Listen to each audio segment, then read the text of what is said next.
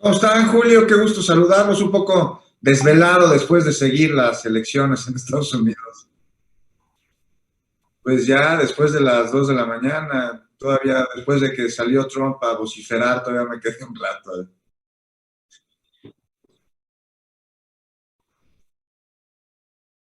Hola, ¿qué tal, Julio? Buenas tardes. Buenas tardes, Juan, Arturo y a la audiencia.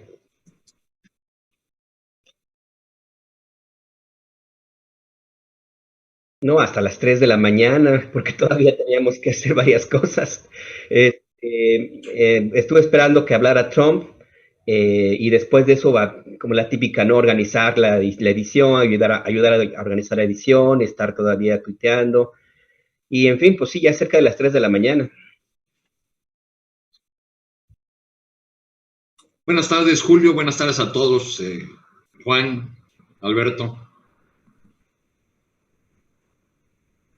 No, no tan tarde. Yo más bien ocupé mi tiempo en seguir los sesudos comentarios de las televisoras y algunos que caían en cascada en las redes sociales, solamente para alimentar mi asombro de la gran cantidad de expertos que tenemos en el sistema electoral de Estados Unidos, y para observar cómo los que fallaron hace 4 años siguen teniendo las mismas categorías de análisis. O sea que Oye, siguen sin Julio, nos entender dicen lo que que no no te están entendieron. escuchando. Sí.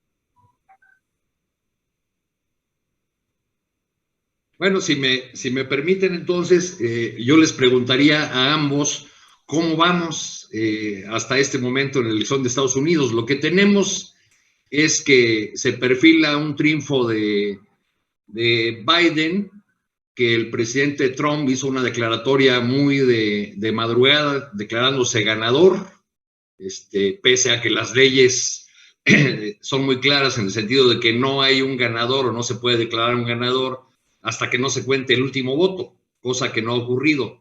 ¿Cómo lo están viendo ustedes, Alberto? Pues mira, es algo que me llama mucho la atención, como tú dices, como de pronto algunos dieron por sorpresa, porque en realidad ya Trump me había dicho que iba a ser un teatro, ¿no? De hecho, lo está cumpliendo. Él no se va a ir sin que haga un escándalo. No sé de dónde saca que realmente puede tener la idea de que va a ganar, y no sé tampoco esa petición que hicieron muy temprano el equipo de campaña de Trump para que se dejara de contar en algunos estados, pero que siguiera el conteo sin detenerse en otro, lo cual me parece a mí que es algo totalmente irregular. He seguido las transmisiones de las cadenas internacionales y algunos dicen que por lo bajito los republicanos, algunos republicanos, líderes republicanos han dicho que están muy avergonzados de esta petición, pero pues ninguno se va a atrever a salir ahorita a decirlo en público. Finalmente, la determinación va a recaer en un par de estados. Entiendo que Pensilvania es el que va a tener un voto decisivo en este proceso, aunque hay otros donde también pudiera haber alguna sorpresa. Al final a mí me queda la impresión, Arturo y Juan, que estamos como asistiendo un poco a la decadencia, el declive de esa figura, ese modelo de democracia que se decía el ejemplar para todo el mundo, y también las consecuencias de haber tomado una decisión de esta naturaleza hace 4 años y de no querer modificar la forma como se cuentan los votos en Estados Unidos. Al final de cuentas están como que, pues sí, pagando las consecuencias, los platos de hace 4 años, y no sé si tengan el ánimo de renovar o las ganas en Estados Unidos de revisar este proceso tan enredado realmente, porque pues es una cosa que tremenda, porque parece que hay una elección por estado, no es una elección nacional, son 50 elecciones, una por estado, y cada entidad tiene su distinta forma de contar los votos. Hay algunos que todavía van a recibir sufragios hasta la próxima semana, Hay alguno que incluso dijo que iba a votar todo el tiempo y que hasta el 1 de diciembre iba a dar resultados. En fin, que estamos bueno, viendo. Y hubo 100 millones de personas que votaron por anticipado. Unas porque fueron a los centros de votación antes o que votaron por correo. Pero el punto que mencionas es la clave, a mi parecer, el punto que planteó el propio Trump en la madrugada, ¿no, Juan? El de detener el conteo de votos, porque eso sería lo que le permitiría su reclamo ante la Suprema Corte, que es la que tendría la decisión final.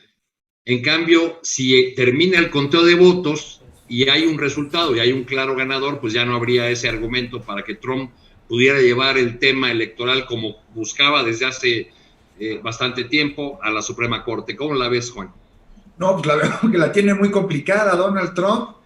Ayer lo decíamos, unas elecciones que se dan en un país que ha sido azotado por la pandemia, con protestas en contra de una violencia racial que está institucionalizada y en el que muchos temas de derechos humanos se han convertido en un discurso electoral, en moneda de cambio, pero nada más.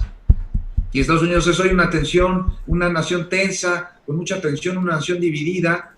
Y esta elección lo que está arrojando son resultados que no extrañan, porque más allá de lo que dijeron las casas encuestadoras, que con la experiencia de hace 4 años, pues nos queda claro que no resultan tan eficaces como quienes las levantan, dicen serlo, ya lo vemos, pues daban una cómoda victoria a Biden. Perdón, que no es así de amplia. Y ahora, pues según las últimas cifras que acabo de ver, con 248 votos, Biden encabeza a Trump, tiene hasta el momento 214, y si no hay más sorpresas, Biden sumará a estos 248, 6 más de Nevada y 16 más de Michigan, que Michigan en algún momento ayer en la noche parecía que en un principio era de Biden, pero después de Trump se volvió a revirar. Y bueno, ya con esto nada más Biden tendría los 270 votos, con lo que se lleva la elección. Y aquí lo que surge, pues por lo menos de este lado del Río Bravo, es ¿qué nos espera? Ya lo decía Porfirio Díaz, estamos muy lejos de Dios y muy cerca de los Estados Unidos, un país al que atinadamente Adolfo Aguilar Cícer pues dijo que nos consideraba como su patio trasero, lo que le costó la chamba, pero pues es cierto. Y ahora somos un patio trasero que ayuda a la Casa Grande a que no entren quienes no son sus invitados en una especie de tercer país seguro, no oficial, pero sí en funciones. Entonces con Trump tenemos un discurso de odio desde el inicio de su gestión, y eso se le suma el muro del que Biden no es ajeno, ya lo veremos, pero para seguir con Trump, su relación hostil con México ha ido bajando de tono gracias al discurso conciliador del presidente López Obrador, quien parece entender la complejidad de las relaciones bilaterales que hoy están pues en buenos términos, aunque siempre con esta tensión de la impredecibilidad de Trump, quien en cualquier momento puede ser uno de esos exabruptos que lo caracteriza, y lo hacen pues más que un político, por ahí como un showman, pero aún así la reelección de Trump representaría una continuidad para México. Como está la cosa ahorita, yo lo veo muy complicado. Yo veo que está del lado de Biden. ¿Quién es Biden? Es un hombre con una amplia trayectoria política, pero no hay que olvidar que tiene mucha cola que le pisen. No sé si ustedes recuerdan, todo tipo de asuntos se le han relacionado, incluso de abuso sexual. ¿Se acuerdan del caso de Tara Reid, quien fue su empleada por ahí del 93? Ella coordinaba el programa de becas de su oficina, y bueno, él lo denunció, y a partir de ahí Biden prometió hacer una lucha contra la violencia de género, promesa que sigue manteniendo hasta ahorita como si fuera una prioridad. Y aunque esta fue la de Tara Reid, la única denuncia en contra de Biden, no fue el único señalamiento por abuso sexual. Muchas mujeres lo hicieron por distintos tipos de conductas que van de lo más inapropiado. Pero ¿qué es lo que promete más allá de este tema? ¿Qué es lo que promete Biden que nos pueda a nosotros pues afectar, interesar? Pues en materia de migración destaca la creación de un sistema de inmigración que él llamó justo y humano. Así lo llamó en un plan, el plan de Biden, en el que dice que va a asegurar los valores como una nación de inmigrantes. Y justo en este documento dice comprender el dolor que tienen las familias cuando son separadas, a las que se les remueve un ser querido del país. incluso no solo durante la administración Trump, sino durante la administración en la que él estuvo como vicepresidente, en la Obama-Biden. Y es que aquí hay que señalar algo, entre 2009 y 2017, las deportaciones de migrantes sumaron más de 300,000 casos, y luego subieron a más de 400,000, y bueno, se puede pensar que con Trump la cosa está peor, ¿no? Pues no, de acuerdo con información del Servicio de Control de Inmigración y Aduanas, en el año fiscal 2019 las deportaciones subieron un 4,3%, llegaron a 267,000 personas frente a las 256,000 del 2018, pero Sí. ninguna de estas cifras, ninguna, se compara con los números del gobierno de Obama. Y ya les decía ya hace un ratito que íbamos con el muro y que Biden estaba involucrado.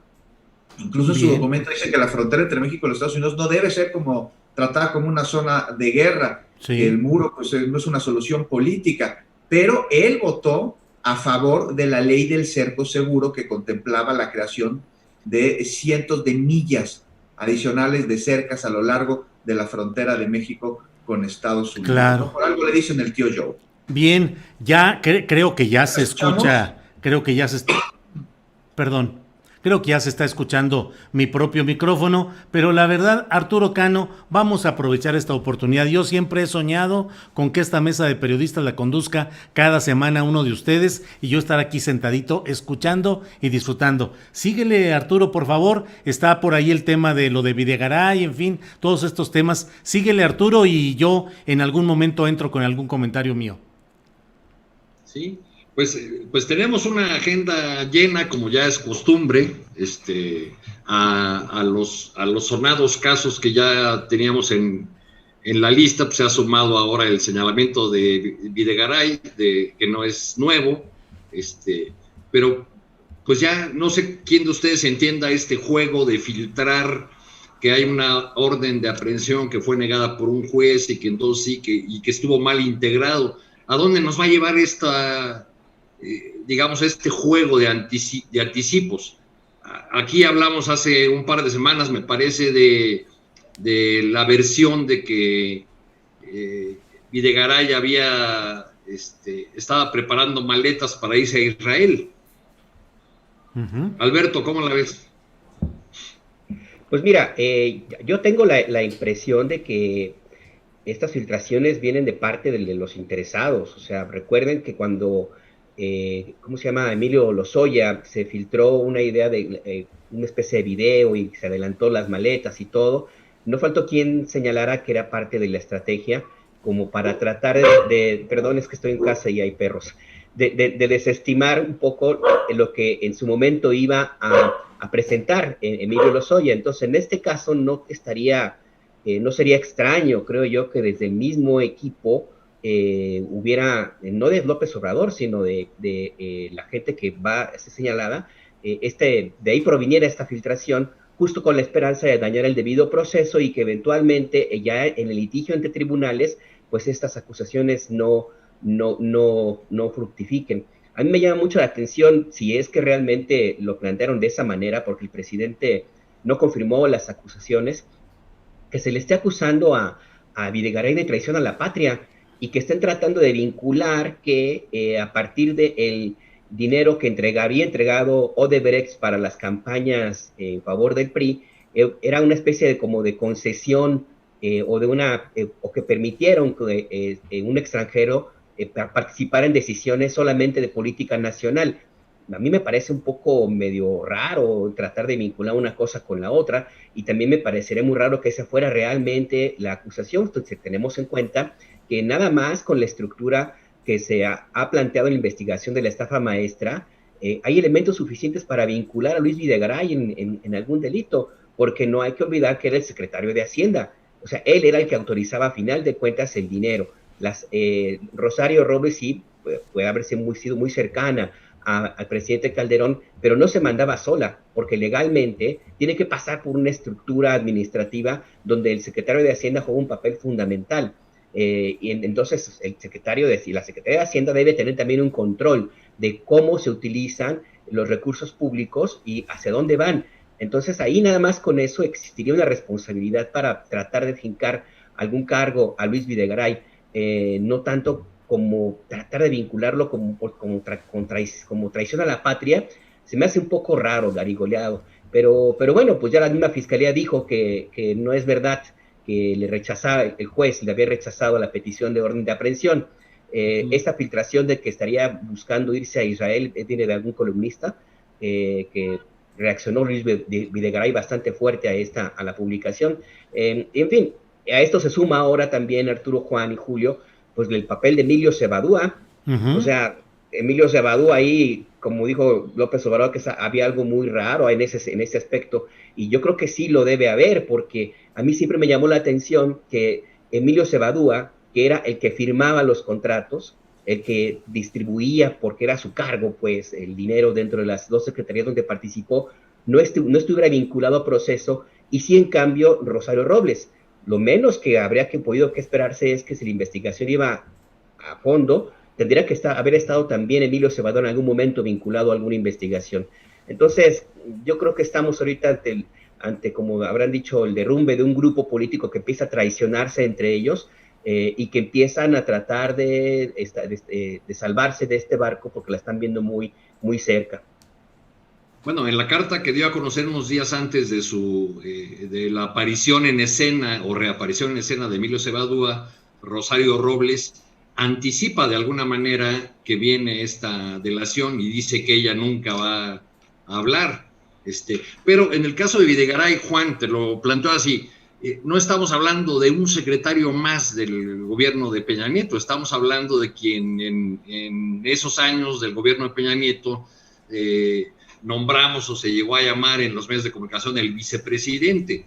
Yo recuerdo que por ahí del cuarto año del gobierno de Peña, alguien que tenía acceso a Los Pinos me relataba que Peña era un personaje al que le daba flojera gobernar, que jugaba golf 3 días a la semana y que de repente cuando le empezaban a plantear asuntos en reuniones largas, ponía cara de hastío y decía, bueno, que lo vea Luis, ¿no? Y le delegaba, digamos, todos los asuntos importantes a Videgaray. Estamos frente a, pues, un pasito para seguir en la línea que nos marca aquí Julio, a un pasito de que vayan sobre Peña, Juan. Yo creo que sí, Peña Nieto y Luis Videgaray, Arturo, crearon juntos un esquema de corrupción al que Luis Videgaray le dio seguimiento y le trabajó porque, como bien mencionas, Peña Nieto se iba por lo menos 3 días a la semana a Nayarit, en Bahía de Banderas, a jugar golf. Y aquí lo que tenemos es que la Fiscalía General de la República pues, solicita esta orden de aprehensión,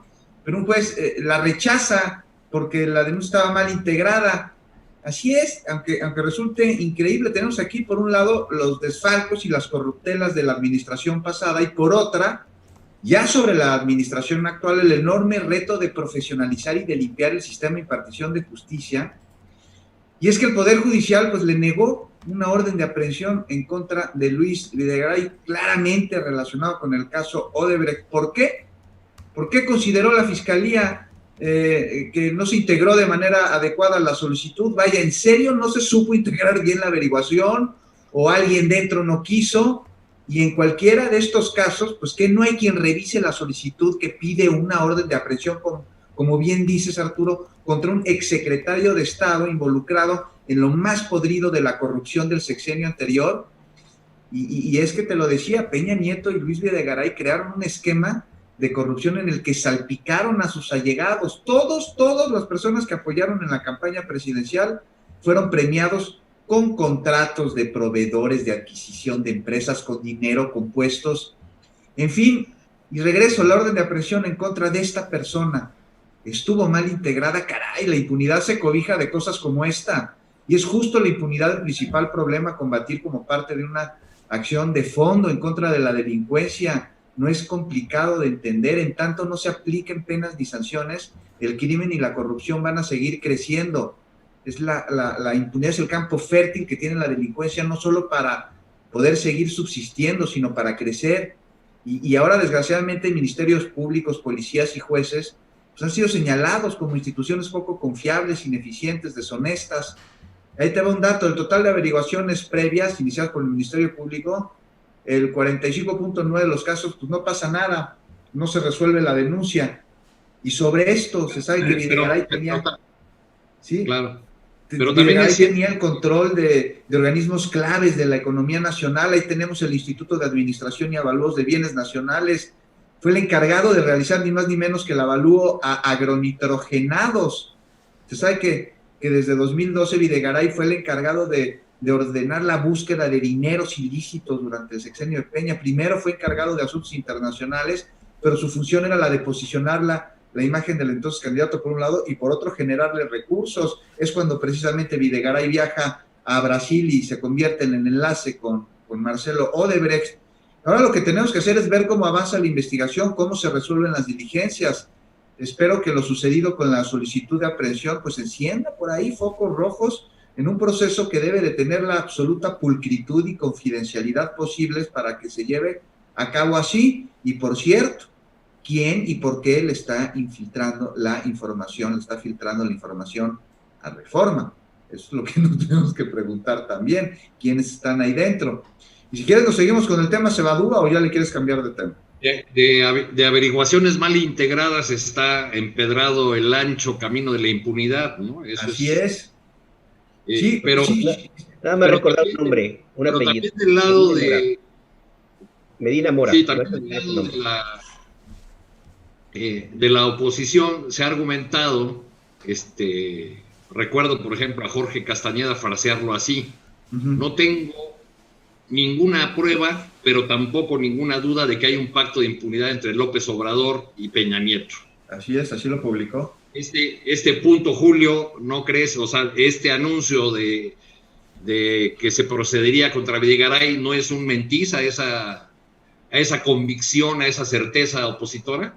Fíjate que es un tema muy interesante lo de Videgaray, me parece a mí, porque es un paso más allá de lo que hasta ahora se había dado. Tengamos en cuenta que la única funcionaria de primer nivel del primer círculo de Enrique Peña Nieto que está en la cárcel es Rosario Robles, por una cauda de corrupción que, como diría ahorita que está citando al clásico a Jorge Castañeda, tampoco tengo ninguna prueba, aunque ya hay todo un expediente ahí, pero tampoco tengo ninguna duda de que hubo una gran corrupción en estos espacios donde estuvo Rosario Robles como secretaria de Desarrollo Social y secretaria de Desarrollo Urbano y Territorial, pero ahí hay elementos de confrontación interna, de historias políticas confrontadas muy fuertes, de tal manera que yo pongo en un apartado el tema solamente de Rosario Robles, pero salvo ella no ha habido ningún proceso judicial iniciado por esta administración de López Obrador o de Gertz Manero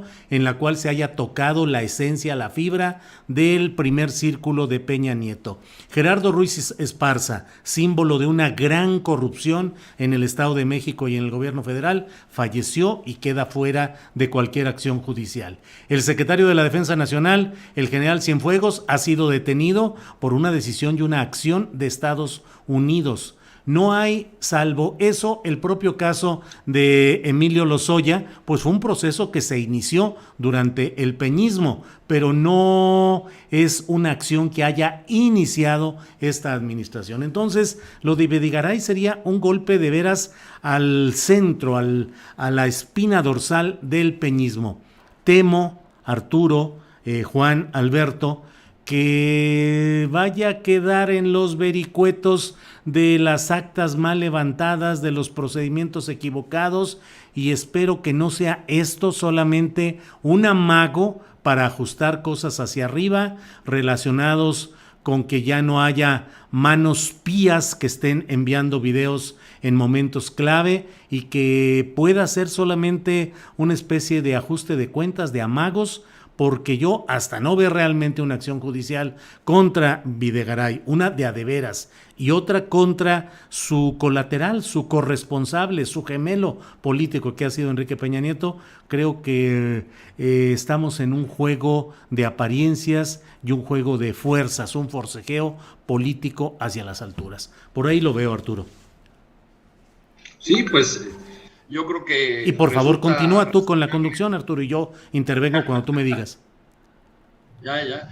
No, pues resulta muy razonable tu exposición, porque efectivamente no se ha procedido más que contra Rosario Robles, que si bien formó parte del grupo de Peña Nieto, no formaba, digamos, no nació con ellos, no era parte del origen, era una recién llegada y tenía una larga historia con López Obrador, con Cuauhtémoc Cárdenas, en la construcción y la dirigencia del PRD. De hecho, quien ahora podría convertirse en un testigo, aprovechando el criterio de oportunidad, Emilio Cebadúa, fue su colaborador desde que ella fue secretaria de gobierno del Distrito Federal con Cuauhtémoc Cárdenas. Uh-huh.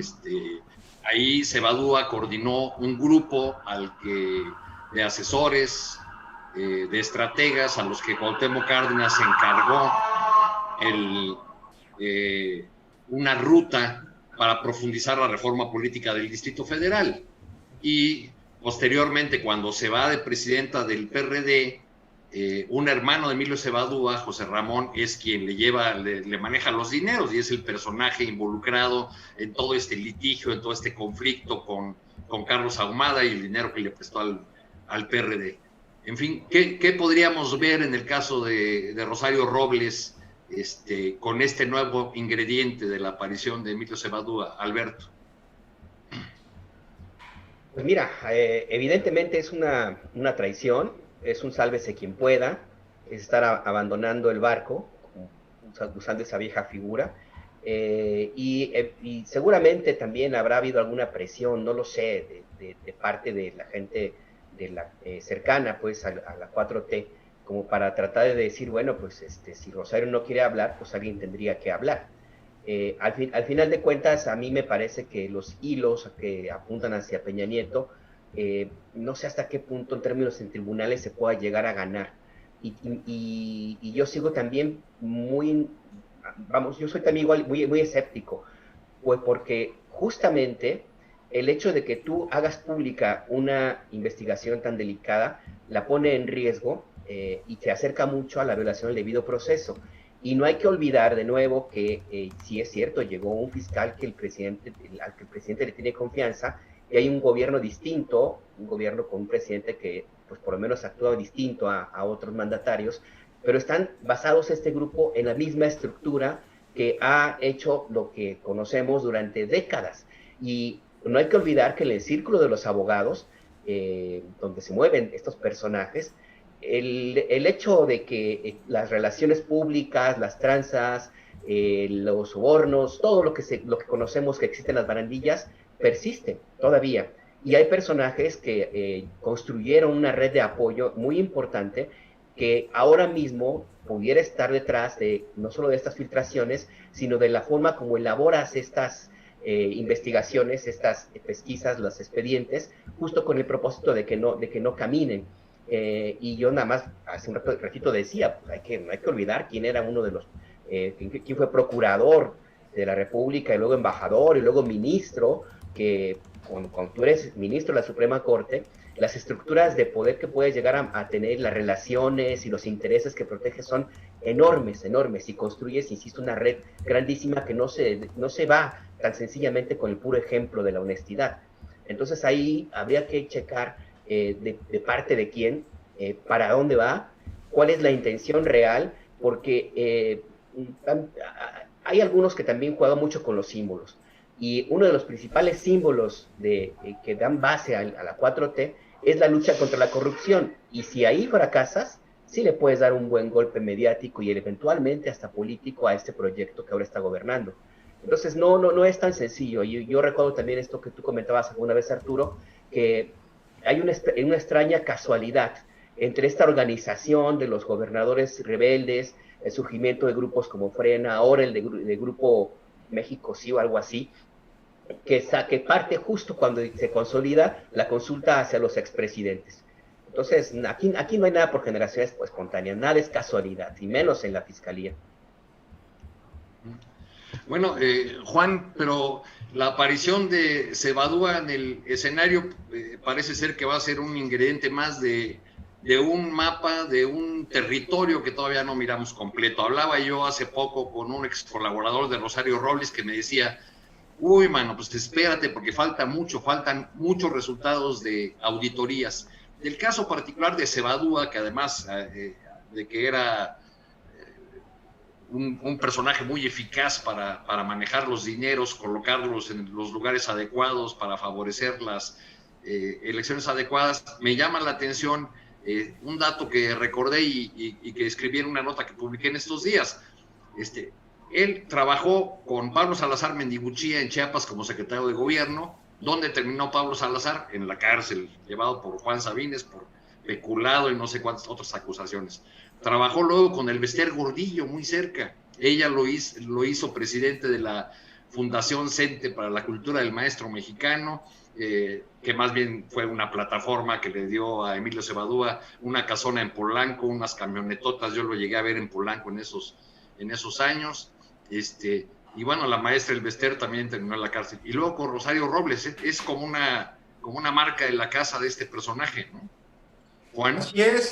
Así es, Arturo, pues es el clásico operador de los dineros, el cerebro detrás de los movimientos, y lo que vemos ahora con él es que se sigue destapando una cloaca de corrupción, y uno de los lugares donde más podredumbre sale de esta cloaca, pues es precisamente la estafa maestra. Y bueno, ante un entramado de este tipo en el que están involucrados los más altos círculos del poder, solo hay, ya lo decían hace unos momentos, al momento una persona detenida, Rosario Robles, quien ya dijo, además, que se va a guardar lo que sabe. ¿Qué tanto sabrá y qué tanto le sabrán a ella para que apechugue lo que por la estafa maestra le puedan comprobar y evitar así más posibles filtraciones de esta y de otros entramados de corrupción? Y bueno, pues nerviosa, como muchos más debe estar ahora que al parecer Cebadúa pretende convertirse en testigo colaborador. Estamos hablando del operador clave, ya lo decías, Arturo, de desvíos multimillonarios, y en este caso en particular realizados desde la Sedesol y desde la Sedatu. Pues fue Cebadúa ni más ni menos que firmó todos los convenios con los estados, gracias a los cuales se robaron miles de millones de pesos en esta estafa maestra, y una estafa pues que es muestra de qué tan podrida ha sido nuestra clase política, que se enriquece vorazmente con el hambre de los que menos tienen, con el hambre de los pobres. Jalaron dinero de una campaña para acabar con el hambre o para combatirla. La cruzada contra el hambre, ustedes se acuerdan también de esta cruzada en febrero de 2015. Y bueno, pues ahora Cebadúa, de ser cierto que podría convertirse en testigo colaborador, pues tendría que presentar algo más allá que su testimonio. Alberto, Julio, Arturo, no sé qué opinen, pues, o sea, más allá de su palabra. ¿O acaso ustedes le confiarían la palabra a alguien como Cebadúa? No, tiene que entregar pruebas que sean contundentes, que no dejen dudas sobre cómo es que se orquestó esta estafa, que requirió la colaboración de distintas secretarías de Estado, incluyendo a la Secretaría de Hacienda, que fue la encargada de dispersar los recursos, y están involucrados una enorme cantidad de personas, de funcionarios, de empresas, cómo se crearon estas empresas, cómo llegaron a las instituciones bancarias a llevar a cabo todas las operaciones. La autoridad va a tener que ejercer algún tipo de pena en contra suyo, además de Cebadúa, porque si quiere ser testigo colaborador, de confirmarse, tendría que dar las pruebas, pero el testigo colaborador no debería ser bajo ninguna circunstancia un pase de libertad a quienes cometieron delitos. Eso sería fomentar la impunidad. Ya que se reduzcan penas o que se otorgue algún otro tipo de beneficio que vaya de acuerdo con la importancia y la utilidad de la colaboración, pues se vale, pero no la impunidad, no el pase libre. Y a ver a quién pone Cebadúa, y a ver cómo lo pone, y a ver qué pasa dentro de la misma fiscalía, porque ahí hay intereses que están apegados a lo que sucedía en sexenios anteriores y a toda esta bola de corruptos que filtran información y hacen una enorme cantidad de acciones para viciar el debido proceso. Ya lo vimos en el caso de Lozoya Austin, que empezaron a filtrar la información y hasta se filtró toda su declaración. Bueno, yo nada más quiero hacer un apunte, si me permites, Arturo, y rapidísimo. El show va a continuar, porque ahora que mencionaba Juan, otros personajes, ¿a quién va a poner? Recordé que hay un personaje que está detenido en Estados Unidos, el exgobernador de Chihuahua, César Duarte, también de una u otra forma vinculado a este grupo político y también con mucho interés en, pues, hablar, justo para encontrar la oportunidad de no ser procesado tan duramente. Así es que el show va a continuar, yo creo. Perdón. Alguna vez le pregunté a un ex colaborador de Rosario Robles de qué manera operaban los recursos y a dónde iban a dar en el PRI, y su respuesta fue: a alguien del PRI, no, hombre. Rosario tenía su propia estructura electoral y ella la manejaba por su lado. Será por eso, y te lo planteo como tema, Julio, que la nueva agrupación opositora, Sí por México, recibe cálidamente y con mucha emoción en sus filas el compromiso del Partido Revolucionario Institucional para la elección de 2021.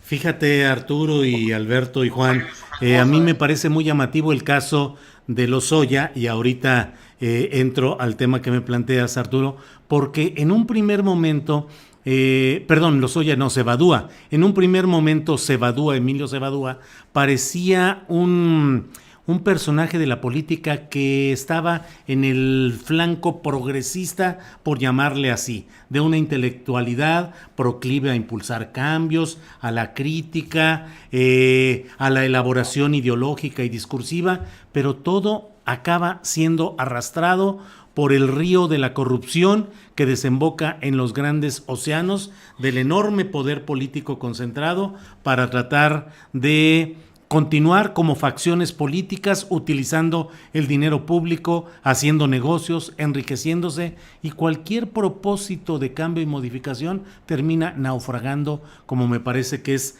catastróficamente en el caso de Emilio Cebadúa.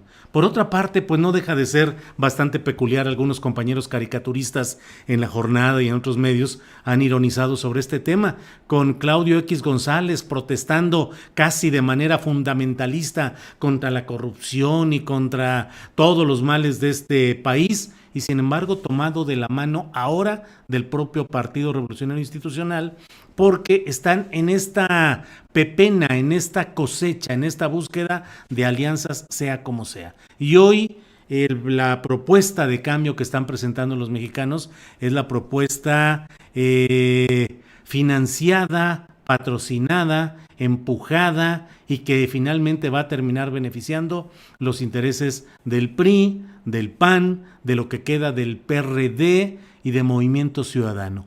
Es una de las ironías de este proceso el que los grupos de este planteamiento llamado Sí por México crean que pueden proponer como una alternativa de mejoría y de cambio positivo para México la recurrencia a las mismas mafias, a los mismos grupos y a las mismas prácticas que en el discurso ellos han repelido, pero que en la práctica hoy están convalidando y están haciéndose acompañar de esos mismos intereses oscuros. Eso pienso, Arturo.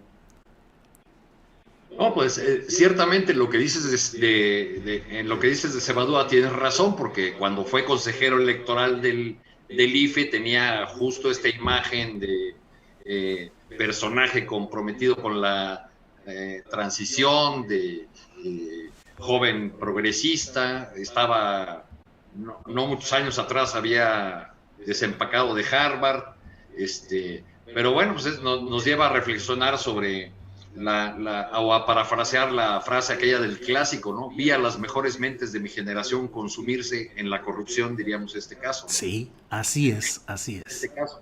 Y ya que tocábamos, Alberto, el tema del Poder Judicial y de un juez negando una orden de aprehensión a la Fiscalía, nos lleva a uno de los temas pendientes en estos tiempos de mexicanos de pandemia y de luces oscuras en ese camino del coronavirus y su combate. Nos lleva al tema del cambio en la presencia del Tribunal Electoral del Poder Judicial de la Federación. ¿Cómo ves eso? Se habla de que hubo ahí un agrupamiento de pandillas, de grupos, de presiones desde el gobierno, y que la elección de el magistrado Vargas, me parece que se apellida, responde más bien a el servicio brindado al negar el registro al Partido México Libre. ¿Cómo ves este asunto, Alberto? Pues mira, yo no tendría elementos para pensar que es una recompensa por no haber permitido esta loca aventura de Felipe Calderón y de Margarita Zavala. Pero tampoco puedo llamarme ingenuo, porque como los tribunales, otra vez, casi todos los abogados provienen de un mismo círculo, una forma de educación, de hacer su trabajo a partir de grupos, de intereses, de camarillas, etcétera, ¿no? Y también con una enorme capacidad de observar el movimiento de los tiempos, pues, los cambios políticos. Entonces yo no descartaría que este grupo, al que le llaman el grupo de los cuatro, pues simple y sencillamente están viendo algo que se puede llamar sobrevivencia, y esa, no sé si es una cuestión incluso de reacción inconsciente, o seguramente muy consciente, de básicamente tratar de quedar bien con el que está ahorita en el poder, que así ha sido la naturaleza de este personaje ahora elegido presidente del Tribunal Electoral del Poder Judicial de la Federación. En su momento también fue colaborador del presidente entonces Felipe Calderón Hinojosa, incluso fue su fiscal de delitos electorales, y hay por ahí una historia que habla de que en realidad fue destituido porque no quiso anular la elección en la cual la hermana de Calderón, la Cocoa, había sido derrotada en las urnas, y que por eso un arrebato de Calderón, muy típico de él, pues que lo mandó cesar. Pero pues lo que se ha planteado ahí en esos términos de las columnas, los señalamientos y todo, pues habla de un personaje que ha sabido moverse bien, que ha sabido adaptarse a los tiempos, y yo supongo que el grupo también de estos cuatro pues reaccionan igual. Simple y sencillamente están agrupándose para tratar de mantenerse, mandar una buena señal, al menos positiva, en estos tiempos de austeridad, por ejemplo, hacia quien tiene la capacidad de, si no directamente él, sí, con los operadores eficientes, como para influir en la toma de decisiones. Yo creo que más que una recompensa, creo que más bien fue fíjate, nada más, hemos estado hablando de gente que trata de sobrevivir a los tiempos, y yo veo que también esta puede ser un escenario similar. Desde el obradorismo, Juan, se habla de que no estamos frente a un cambio de gobierno únicamente, sino frente a un cambio de régimen. Podemos hablar de un cambio de régimen con estos mismos personajes en los tribunales de justicia, con estos mismos jueces, con digamos, este mismo aparato de justicia, o se puede hablar de un cambio profundo mientras no se ponga en la agenda una reforma profunda del sistema de justicia? Se necesita una reforma del sistema de impartición de justicia en México, pero más que eso, lo que se necesita es hacer una limpia, y no se puede hacer una limpia de personas, sobre todo cuando son de carrera. Lo que se necesita es acabar con la impunidad a través del ejemplo. Y está el caso de José Luis Vargas Valdés, precisamente inmiscuido en actos de posible corrupción. No sé si se acuerdan, Julio, Arturo, Alberto, que a propuesta de Vargas, el tribunal perdonó la entrega de las tristemente célebres tarjetas rosas, esas que dieron dádivas en las elecciones del 2017 en el Estado de México y en Coahuila, en las que ganaron gobernadores priistas, ¿no? Pues ahí está, tiene cola que le pisen. Si en 2019, por otro lado, fue el autor de la resolución que pretendía echar para atrás la elección de Puebla y ordenar unas nuevas cuando ganó Marta Erika Alonso, cuando le ganó a Miguel Barbosa. Bueno, y ahí está la del pasado 13 de octubre que hizo público el proyecto de proponer ante el Pleno la sentencia del Instituto Nacional Electoral con respecto a negar el registro a México Libre. Entonces, pues me parece que aquí tenemos un clarísimo ejemplo de que José Luis Vargas Valdés se caracteriza por adoptar decisiones favorables en turno. No sé si a ustedes les suena un poquito esto. Pero por otro lado, es una persona que tiene un currículum innegable. Él fue, además de haber sido maestro en distintas escuelas y universidades, en el Colegio de México, en el ITAM, también en el Instituto de Investigaciones Jurídicas de la UNAM, en universidades en el extranjero, en la Universidad Complutense de Madrid. Fue magistrado electoral de la Sala Superior del Tribunal para un periodo de 7 años, fue asesor en el Instituto Federal Electoral, fue titular en la Unidad del Centro de Investigación y Seguridad Nacional, en el CISEN, y también fue subprocurador en la Fiscalía Especializada para la Atención de Delitos electorales. Se necesita hacer una limpia en el sistema de impartición de justicia en México, sin duda alguna. Y ya llegar a que pusieron a José Luis Vargas Valdés como premio por todo lo que ha venido desempeñando a lo largo de la historia, pues no lo creo, aunque como dice Alberto, pues tampoco sería ingenuo pensarlo. Yo creo que más bien lo ponen por eso, porque saben que puede adaptarse y tomar decisiones favorables en turno, y en algo lo van a necesitar.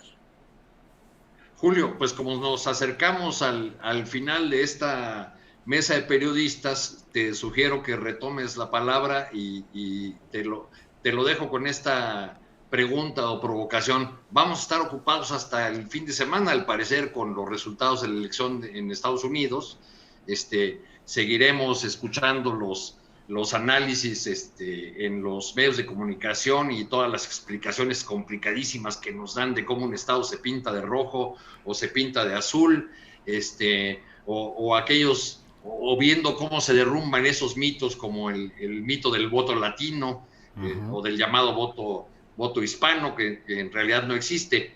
Eso nos va a tener bastante ocupados todos estos días, ¿no te parece? Pues sí, estamos precisamente en esa. Yo a veces veo tantas mesas con tantos especialistas, con tantas imágenes, gráficas, cálculos, aritmética, especulaciones, cálculos, que digo, híjole, qué complicado es todo esto. Y a fin de cuentas, pues los problemas nacionales, los problemas de cada país, en el caso de los nuestros, pues siguen adelante caminando con mucha fuerza. Vamos a seguir todavía enrolados, creo, Arturo, en esta imagen, en esta marquesina escandalosa y ruidosa de lo que está pasando en Estados Unidos, porque pues creo que ahí vienen circunstancias fuertes. Yo, como ninguno, no sé tampoco quién pueda ser finalmente el que gane o el que emerja de toda esta feria y carrusel de cifras y de datos y de números, pero sí lo que creo es que los intereses del mundo no estarán bien servidos por Donald Trump, y con otra retórica y con otro estilo, pero tampoco van a estar bien servidos por Biden, porque en el fondo es un sistema y es un conjunto de intereses el que con una máscara o con otra, con un personaje o con otro, finalmente mantienen la política esencial de un imperio todavía como lo es Estados Unidos. Y no me quedo, Arturo, sin la oportunidad de comentar un poco respecto a este tema del Tribunal Electoral Federal. Me parece desastroso, terrible, increíble que 7 personas con tal densidad, con tal cantidad de conflictos de interés, con esa permanente disposición como en subasta para ver cuándo el poder en turno los mueve hacia un lado o hacia otro, sean quienes tengan la última palabra del proceso de construcción del poder político en México. También debo decir que a estas alturas, por ejemplo, deploro que el poder político dado a López Obrador en 2018 y en las cámaras no haya tenido como camino el que se hubiese impulsado una reforma política verdadera que implicara también los órganos de calificación de las elecciones, como es este poder del Tribunal Electoral del Poder Judicial de la Federación. Seguimos en lo mismo, en los grupos, en las facciones, en la pelea por los cargos, en la pelea por las magistraturas del Tribunal Electoral, por las posiciones en la Suprema Corte de Justicia, y no hay nada que avisore y que nos permita avisorar que pueda haber un horizonte de honestidad, de claridad, de compromiso con el derecho, de compromiso con los afanes democráticos, sino un verdadero pleito por privilegios, por acomodos, como lo estamos viviendo en ese Tribunal Electoral. El ahora presidente... ¿Perdón? ¿Piensas que una reforma de ese calado tendría que haberla promovido el presidente López Obrador en sus primeros 2 años? Sí, yo creo...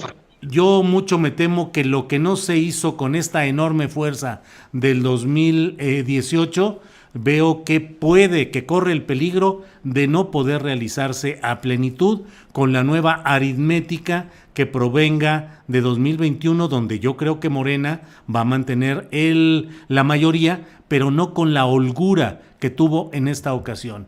Aun cuando el propio presidente dijo que no haría reformas constitucionales en este trecho, pues la verdad es que creo yo que quedan temas muy preocupantes, desde luego los medios de comunicación, y por otro lado una necesaria, generosa, benevolente, noble reforma política que nos quitara de tanta cochinero y tanta suciedad en los partidos, en las candidaturas y también en los órganos de preparación de las elecciones como es el INE y de calificación de las elecciones como es el Tribunal Electoral. Eso pienso, Arturo. Y bueno, pues ya estamos casi al final.